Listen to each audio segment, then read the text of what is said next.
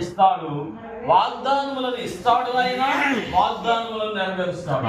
అదే అబ్రహాం యొక్క విశ్వాసం, అదే యాకోబు యొక్క విశ్వాసం, అదే దానియేలు యొక్క విశ్వాసం, అదే మోషే యొక్క విశ్వాసం, అదే అపోస్తలుల యొక్క విశ్వాసం, అదే వధువు యొక్క విశ్వాసం. ఆమేన్, హల్లెలూయా. కనుక ప్రియులారా, విశ్వాసము అనున్నది నిరీక్షింపబడి వాటి యొక్క నిజ స్వరూపమును అదృశ్యమైనవి ఉన్నవి అంటకు రుజువునై ఉన్నది. ఆమేన్. కనుక ఇప్పుడు మనము ఏం చూస్తున్నామంటే, ఇప్పుడు ఏ స్త్రీ గురించి చూస్తున్నాం? క్లోఫా భార్య అయినటువంటి మరియా. ఎవరు మరియమ్మ? రాంబాబు భార్య అయినటువంటి మరియా. అర్థమైందండి? యోసేపు తల్లి అయిన మరియా. చూడండి, బైబిల్ యొక్క ప్రొనౌన్సియేషన్ అనేది ఆ యొక్క చక్కగా వ్రాయబడింది ప్రియులారా. ఆమేన్.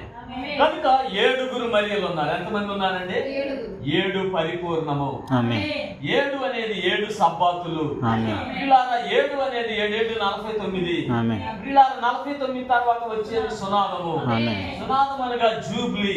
జూబ్లీ అనగా విడుదల అయినది. ప్రియులారా, అనగా వధువుకి ఈ భూమి నుండి విడుదల రాబోతూ ఉన్నది. పెంతెకొస్తులో ప్రియులారా, ఆనాడు ప్రజలకు ఏ విధంగా అయితే విడుదల వచ్చిందో, స్వస్థత వచ్చిందో, భాషలు మాట్లాడారు, విశ్వాసం వచ్చింది, నిరీక్షణ ప్రియులారా, భాషలు మాట్లాడారు, ప్రవచించారు, దర్శనాలు చూశారు, కలలను